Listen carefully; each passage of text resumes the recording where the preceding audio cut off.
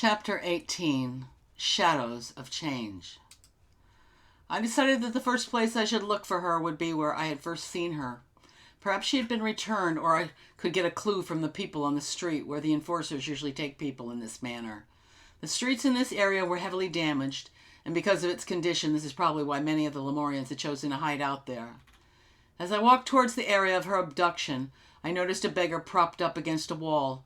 I asked him if he'd seen the woman, but it was as if a man was delirious. He could only talk about how he needed money for food and that he couldn't go back. It was a sad sight. Perhaps he was so famished that his mind could no longer function in a normal way. I couldn't just leave the poor man like that. I tried to tell him of the temple and its refuge, but the man couldn't even understand what I was saying. I told him I would return for him and that he was to stay there.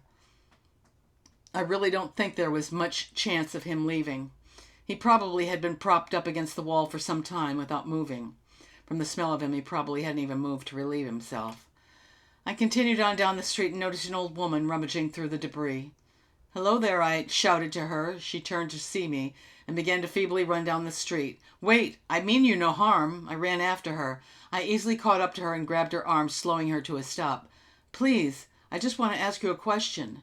She looked around suspiciously and then back at me. It was obvious she didn't know if she could trust me. "Are you an enforcer?" she grumbled. "No. I'm looking for a woman who was dragged away from here by them a couple of hours ago. Have you seen her?" She studied me carefully, still very cautious. "Why? Why do you want to know?" "Her son and baby are with a friend of mine. They are waiting for me to bring her back to them. Do you know where the enforcers might have taken her?" She remained silent, still not answering my question. She started to walk away. "Please help me, if not for anyone else, for the children." Continuing to walk away, she grunted back at me. "Come."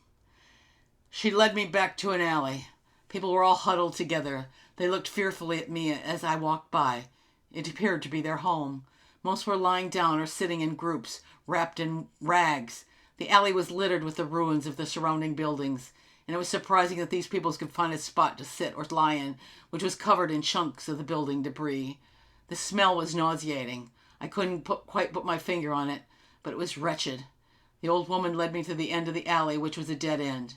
There at the end was a mound of what appeared to be garbage. As I got closer, the stench got worse. The old woman picked up the end of a tattered carpet and pulled it back.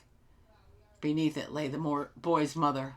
Her body was badly bruised, and her clothes had been torn off. They brought her back. She'd been raped and beaten. She still had a breath of life, but only for a few minutes. After she passed on, she was brought here. We shall take her and the others they have murdered to the country to cremate later tonight. The enforcers would murder more if we did it here. The stench would give us away. It was horrifying. Underneath her body was the body of at least 20 other people. They had been cleverly surrounded in trash so as to hide their exposure. I couldn't understand this. Rape was never committed in Atlanta before. There have been stories of crimes in other lands, but not here. And to think that these men, who supposedly protecting our society, were committing such heinous acts, it was beyond imagination. It was as if I had entered into another world or in a terrible nightmare. How was I going to tell the boy? I couldn't even imagine. This was probably the hardest thing I ever had to do. I sat down and cried. The old woman, seeing my pain, put her hand on my shoulder. "But she is happy now." It was those few words that gave me strength to go back and face the boy with the truth. When I walked in, the boy was sleeping peacefully on a pile of pillows. The baby was also asleep. Miram looked very matronly, gazing at the sleeping children. As soon as she was aware of my presence, she read my thoughts. Her expression changed from peaceful to concerned. The old woman was right. She is happy now. She took me in her arms and held me. She knew I was hurting for these two unfortunate children. I was glad that they were asleep. This would give me time to prepare what and how I was going to tell them. What is happening here? I wanted some answers, hoping that it might satisfy me somehow. Atlanta has changed. I'm afraid that the destruction that took place here destroyed more than the physical part of Atlanta. It is like a terrible disease that is eating away at the good part of people. I really don't understand it any better than you.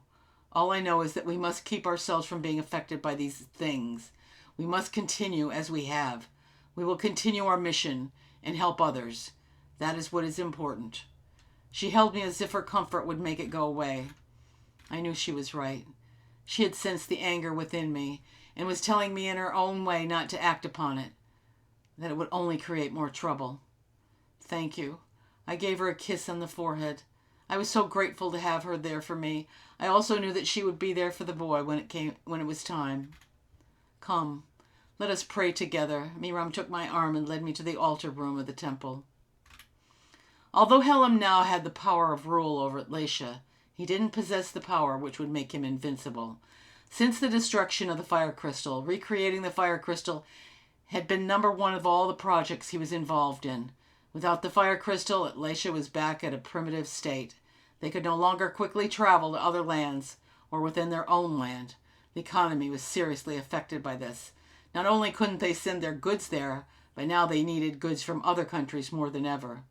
There was also a need for a skilled technician. Many had fled Pisidia and had not returned. Now Helam was left with a staff of very few adept scientists. Today, as others, he'd hoped that he would finally receive good news from his associate. Suluan, he shouted across the room as he walked in. What is the progress of the fire crystal today? The faces revealed it all. It was as if they dreaded the daily question, and again could not give him the answer he sought. We have tried everything possible, every gas known. We've injected inside it. It doesn't produce the effect we seek, Sulan told him. Helam hit his foot on the table, causing bottles to fall and break on the floor. Their contents produced a mess of glass and acids. This is ridiculous. For how many years did we have the fire crystal and now nobody can reconstruct it? He paced the floor back and forth. Who invented it in the first place? They were all afraid to speak. His volatile temper oftentimes meant grave punishment for those who said or did the wrong things. A skinny old scientist working alone in the corner overheard their conversation. Almost to himself he said, Rumor has it that those from beyond our world brought the knowledge. He continued his work nonchalantly. What? Helam turned to him. What did you say, old man? The old man, Arulam, turned around to him. They say those so-called space brothers showed him who are claimed for the invention of the fire crystal. Helam laughed. At first it was a low chuckle, and then it built to an uproarious howl of laughter. Of course. Later that day, after the boy Pizarro woke up, Miram sent the boy to me. I was at Oron's house helping him clear the land of what had once been gardens and what now remained dead plants. About the only thing that still had life was the little stream that passed through the garden. It was very sad. We worked quietly as if mourning for the land. When I saw the boy walk onto the patio towards us, my heart fell. I had to tell him now. He walked slowly towards me. His face was stern. When he reached the foot of the hill where Oron and I stood, he addressed me harshly. I thought you were going to find my mother. I looked at Oron for support. I could see from his eyes that he was with me. I walked up to the boy and knelt down so that we could talk eye to eye. I did. Quickly he said, Where is she? Take me to her. She has passed on, Pizarro. I'm sorry. The boy didn't say a word. He just stared in space. Are you all right? After a moment, he said quietly, I had a dream. She came to say goodbye. She told me that she loves me and Elchi, and that we must be brave. It was so real. It was real, Pizarro. Your mother must have loved you both very much to be able to reach from the other side to tell you goodbye. Tears began to roll down the boy's face. It's all right. Cry. It is good to release those emotions you are feeling. They killed her, didn't they? He looked me straight in the eye. Yes, they did. I could see the anger in him that I had felt earlier. I know what you are feeling. I felt it myself. But you must forgive them. I know it hurts, and to forgive is the hardest thing you could possibly do now. But you must. You are a Lemurian. Your people are far more advanced in many ways than ours. Your power of telepathy and telekinesis are special gifts that were given to you by the One, because your people could look beyond the physical. Your mother may be physically dead, but she is here with us now. We may not see her, but she will stay with you until she knows that you are safe and have chosen the right path. Propagating negative energy into this world will only make things worse. I can see that you know this is to be true." The boy nodded. "Things have been so difficult for us since we arrived. I have forgotten my teachings." He said that as he put his arms around me, giving me a hug. "Thank you, Esser. Thank you for everything. Will you come back to the temple with me to tell Elshi? I know he's too young to understand, but I feel I must tell him. Then I would like to go to the temple and pray." "I would be honored to go with you." He was an incredible little boy. I knew I had found a friend for life. Oran winked at me in approval as we bid him farewell till later. Ituitud was just arriving with some refreshment when we left. We told her we would be back later so she could save us some. After we had gone, Ituitud and Oran sat next to the stream drinking their fruit ambrosia, thinking of earlier times. Arullo appeared on the patio. Ituitud noticed his presence and walked over to greet him. "Arullo, what brings you here?" The old man gave her a little smile. "Your father would have been proud to have such a beautiful daughter." Ituitud blushed. "Now to answer your question, I have come to ask you to return to the lab." Fire shot in her eyes, and before she said anything, the old man continued on. "As you know, all transportation is not functioning due to the destruction of the fire crystal." She relaxed somewhat and gestured for him to sit. "It has hurt our country incredibly. Commerce is almost at a standstill." "I know," she calmed down, drinking in his every word. "I saw how humiliating it was for you at the lab, but I'm begging you to return and help us with the work with the fire crystal. You know your father and I worked together. He was a great man, as was your great-grandfather. When your grandfather created the fire crystal, I knew he meant it for good. Can't we try it again?" "What of Helm?" "He understands the importance of keeping commerce flowing. You shall have no problem with him." "What of the fire crystal? When it's finished, shall he try to use it as before?" Rule stood up. "I don't think he wants to destroy Atlasia again." He took her hand. "At least think about it. During this period of reconstruction, we can all use the help we can get, and if the airships were made operational again, it would make a big difference." "I will think on it." He left her contemplating his words. Oran, who had been standing quietly listening to the conversation, put his arm around her. "What will you do?" "I don't know." Helm now lived in what appeared to be a palace. It was furnished in gold ornamentation with only the finest artwork. He lay leisurely upon a mound of colorful silk pillows, eating food being fed to him from a scantily clad young woman. Before him were musicians playing. More scantily clad women danced before him. Amaziah also enjoyed the same pleasures, accompanied by another woman attending to his needs. Arul entered the room, immediately awed by the girls. He stopped. "What news, Arul?" Helm anxiously greeted the old man. Arulum was dazzled by the dancing girls. Helm had to shout to get his attention. "What is it, old man?"